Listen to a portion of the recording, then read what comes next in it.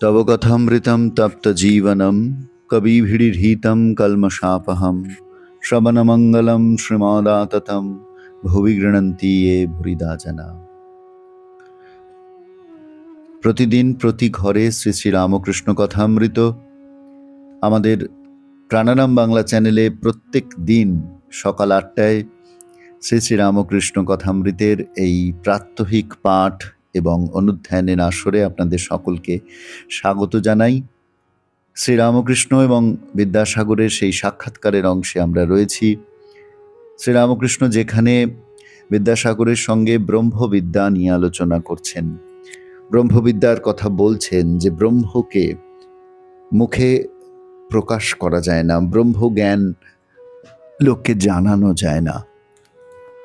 পণ্ডিতেরা সমস্ত কিছু জানতে পারেন, কিন্তু ব্রহ্মজ্ঞানকে তারা ভাষায় প্রকাশ করতে পারেন না। এই অংশে আমরা রয়েছি। আজকে আমরা গতদিন যতদূর পর্যন্ত হয়েছে ঠিক তার পরের অংশ থেকে শুরু করছি। তবে বেদে পুরাণে যা বলেছে সে কিরকম বলা জানো? একজন সাগর দেখে এলে কেউ যদি জিজ্ঞাসা করে কেমন দেখলে, সে লোক মুখ হাঁ করে বলে, ও কি দেখলুম, কি হিল্লোল কল্লোল। ব্রহ্মের কথাও সেই রকম। বেদে আছে তিনি আনন্দ স্বরূপ, সচ্চিদানন্দ। সুখদেবাদি এই ব্রহ্মসাগর তটে দাঁড়িয়ে দর্শন স্পর্শন করেছিলেন। একমতে আছে তারা এ সাগরে নামেন নাই, এ সাগরে নামলে আর ফিরবার জো নাই। সমাধিস্থ হলে ব্রহ্মজ্ঞান হয়, ব্রহ্ম দর্শন হয়। সে অবস্থায় বিচার একেবারে বন্ধ হয়ে যায়, মানুষ চুপ হয়ে যায়। ব্রহ্ম কি বস্তু মুখে বলবার শক্তি থাকে না।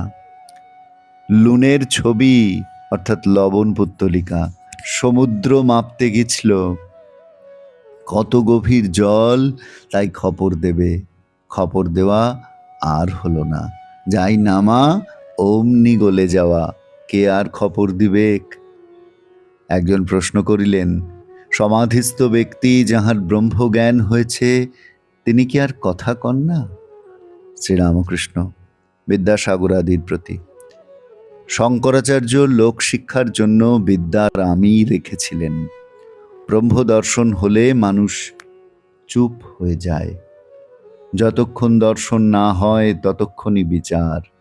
ঘি কাঁচা যতক্ষণ থাকে ততক্ষণই কলকলানি। পাকা ঘির কোনো শব্দ থাকে না, কিন্তু যখন পাকা ঘিয়ে আবার কাঁচা লুচি পড়ে তখন আর একবার ছ্যাঁক কলকল করে। যখন কাঁচা লুচিকে পাকা করে তখন আবার চুপ হয়ে যায়। তেমনি সমাধিস্থ পুরুষ লোকশিক্ষা দিবার জন্য আবার নেমে আসে, আবার কথা কয়। যতক্ষণ মৌমাছি ফুলে না বসে ততক্ষণ ভন ভন করে। ফুলে বসে মধুপান করতে আরম্ভ করলে চুপ হয়ে যায়। মধুপান করবার পর মাতাল হয়ে আবার কখন কখন গুনগুন করে। পুকুরে কলসিতে জল ভরবার সময় ভক ভক শব্দ হয়, পূর্ণ হয়ে গেলে আর শব্দ হয় না। সকলের হাস্য। তবে আর এক কলসিতে যদি ঢালাঢালি হয় তাহলে আবার শব্দ হয়।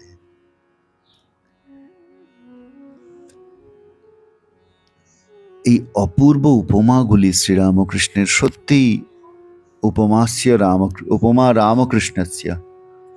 আমরা বলতে বারংবার আগ্রহী হই যে শ্রীরামকৃষ্ণের মতন এমন উপমার প্রয়োগ আর কোথাও কখনো কেউ করেছেন কিনা, সত্যিই আমাদের জানার বাইরে। যে কঠিন ব্রহ্মবিদ্যা, যা সাধারণ মানুষের গোচর নয়, শ্রীরামকৃষ্ণ যেন পণ করেছেন সেই কঠিন তত্ত্বকে, সেই উপনিষদের নির্যাসকে, বেদের নির্যাসকে আমাদের মতন সাধারণ মানুষের বোধগম্য করে আমাদের সামনে পরিবেশন করবেন। এবং সেই পণ রক্ষার জন্য শ্রীরামকৃষ্ণ যতগুলি প্রয়োজন উপমা প্রয়োগ করছেন। ব্রহ্মদর্শন হলে মানুষ চুপ হয়ে যায়, দর্শন না হওয়া পর্যন্তই এই জ্ঞান বিচার।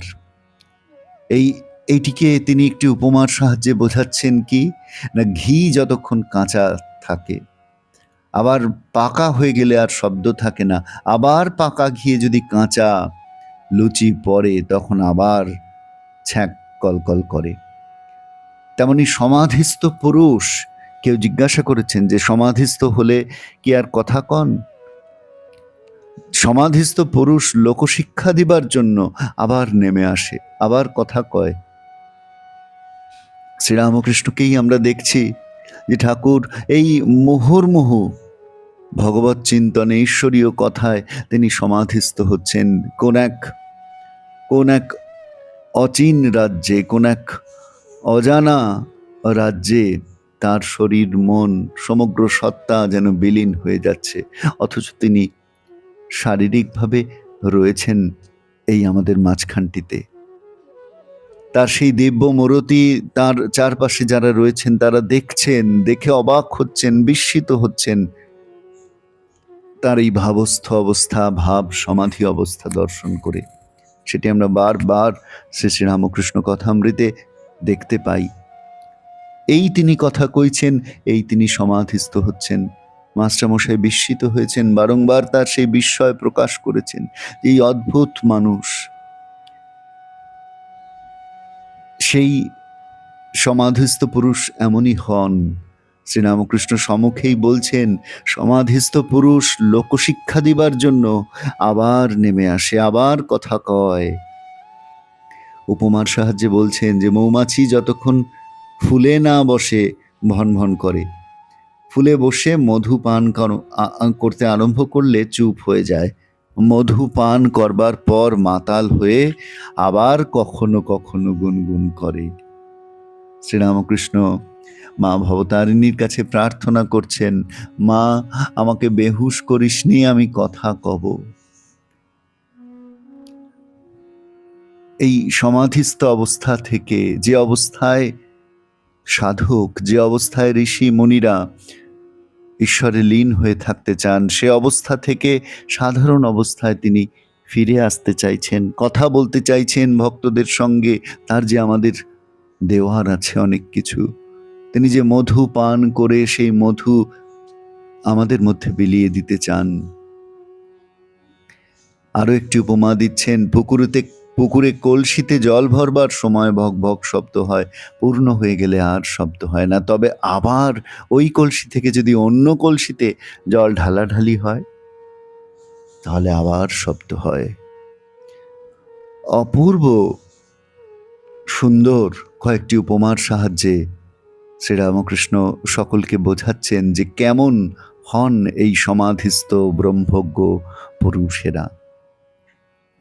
এরপর আমরা চতুর্থ পরিচ্ছেদে প্রবেশ করছি, যেখানে জ্ঞান, বিজ্ঞান, অদ্বৈতবাদ, বিশিষ্টাদ্বৈতবাদ ও দ্বৈতবাদ, এই তিনের সমন্বয়, সে প্রসঙ্গ আলোচিত হচ্ছে। শ্রীরামকৃষ্ণ বলছেন, ঋষিদের ব্রহ্মজ্ঞান হয়েছিল, বিষয় বুদ্ধির লেশমাত্র থাকলে এই ব্রহ্মজ্ঞান হয় না।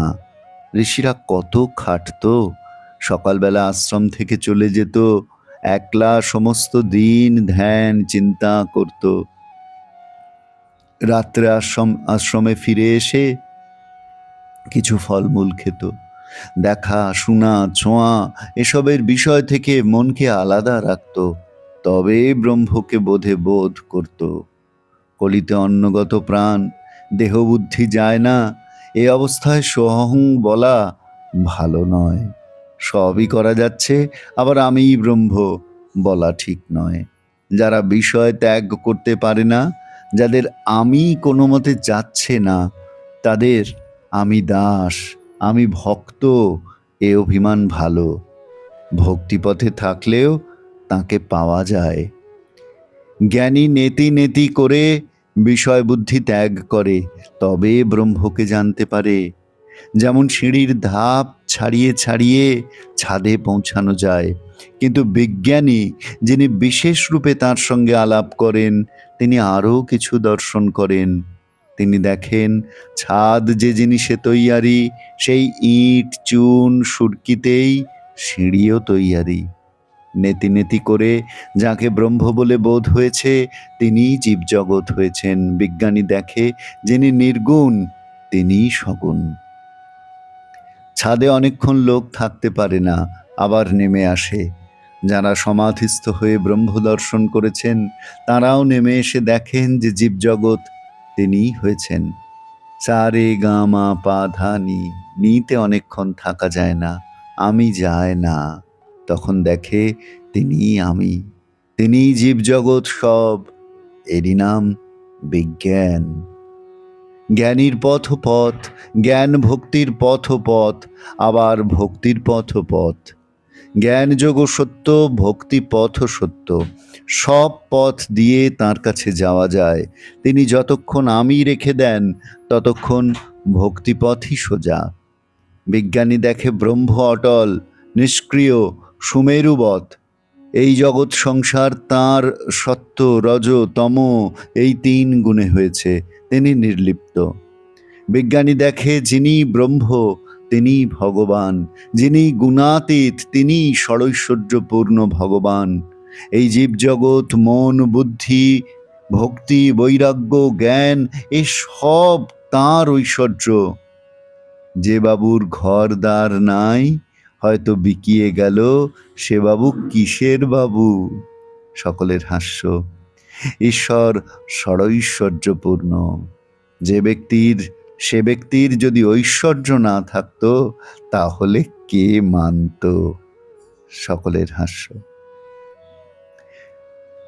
কি গভীর কথা শ্রীরামকৃষ্ণ বলছেন, অথচ এত মধুর করে, এমন সুন্দর সব সাধারণ উপমা দিয়ে তিনি বলছেন যে সকলের হাস্য আসছে, সকলে সেটিকে আনন্দপূর্ণভাবে গ্রহণ করতে পারছে। আপাতভাবে দেখলে এ এক অতি জটিল তত্ত্ব বটে, কিন্তু সকলকে তিনি আনন্দে পরিপূর্ণ করে রেখেছেন। এটিকে আর কঠিন বলে মনে হচ্ছে না, এটিকে ধরাছোঁয়ার বাইরের একটি তত্ত্ব বলে আজ মনে হচ্ছে না। মনে হচ্ছে শ্রীরামকৃষ্ণ যেন এই ব্রহ্ম জ্ঞান সকলের মধ্যে সরল সহজ করে বিতরণ করবেন বলে সরল হয়ে এসেছেন। বিজ্ঞানীর কথা বলছেন যে বিজ্ঞানী জানেন সব, যে যিনি ব্রহ্ম তিনিই ভগবান, তিনি গুণাতীত, আবার তিনি ষড়ৈশ্বর্যপূর্ণ। ভক্তি, বৈরাগ্য, জ্ঞান, জীব জগৎ, মন, বুদ্ধি সব তাঁর ঐশ্বর্য, তিনিই সব করেছেন। যদি ঐশ্বর্য না থাকে, এই তাঁর ঐশ্বর্য, ঈশ্বর ষড়ৈশ্বর্যপূর্ণ। এই ঐশ্বর্য না থাকলে তাকে কে মানত? যেমন ঐশ্বর্যবিহীন লোককে কেউ মানতে চায় না, ঈশ্বরের ঐশ্বর্য আছে বলেই তাকে সবাই মানে। এই অপূর্ব করে শ্রীরামকৃষ্ণ এই যে ব্রহ্মবিদ্যা, ব্রহ্মজ্ঞান, ঈশ্বরকে জানা এবং জীব জগৎ এই ঈশ্বরই হয়েছেন, সেইটি আমাদের বুঝিয়ে বলছেন যে শুধু মুখে সোহং সোহং বললে হলো না, সব করা হচ্ছে এদিকে আমি ব্রহ্ম। তাহলে সেই বোধটি ঠিক হয়নি। যারা বিষয় ত্যাগ করতে পারে না, আমি যাচ্ছে না কোনো মতে, তাদের উপায় কি? তাদের উপায় ভক্তিপথ। আমি দাস, আমি ভক্ত, এ অভিমান নিয়ে তাদেরকে থাকতে বলছেন। ভক্তিপথে থাকলেও তাকে পাওয়া যায়। জ্ঞানী নেতি নেতি করে বিষয় বুদ্ধি ত্যাগ করে, তবে ব্রহ্মকে জানতে পারে। যেমন সিঁড়ি, আসলে ইট চুন সুরকি দিয়েই সিঁড়ি তৈরি, ছাদও তৈরি। ছাদে পৌঁছানোর জন্য এত ব্যাকুলতা, ছাদে পৌঁছলে তখন কেউ জানতে পারে, বিজ্ঞানী জানতে পারেন যে ছাদ যে জিনিসে তৈরি, ইট চুন সুরকিতেই সিঁড়িও তা দিয়েই তৈরি। অর্থাৎ এতদিন নেতি নেতি করতে করতে যেখানে তিনি পৌঁছেছেন, তারপর তিনি বুঝতে পারেন যে নেতি নেতি করে যাদেরকে সরিয়েছেন সেগুলি আসলে সবই সেই একই বস্তু, তারই প্রকাশ ভিন্ন ভিন্ন। বন্ধু, আজকে আমরা এই পর্যন্তই আলোচনা করলাম। আমরা এর পরের পর্বে আবার শ্রীরামকৃষ্ণের কাছে এই জ্ঞান বিজ্ঞানের সার, অদ্বৈতবাদ, বিশিষ্টাদ্বৈতবাদ, দ্বৈতবাদের এই যে সমন্বয় শ্রীরামকৃষ্ণ সরল ভাষায় প্রকাশ করছেন, এর পরবর্তী অংশে আমরা আবার প্রবেশ করব। আসুন আমরা ডুবে যাই শ্রীরামকৃষ্ণের কথামৃতের এই সাগরে। আমাদের সারাটা দিন সকাল 8টা থেকে শুরু হয়েছে এই কথামৃত পাঠ। সারা দিন এই চিন্তনে, এই মননে, এই অনুধ্যানে কাটুক, এই প্রার্থনা জানিয়ে আজকের পর্ব এখানেই ইতি টানছি। আপনাদের সকলকে ধন্যবাদ, নমস্কার।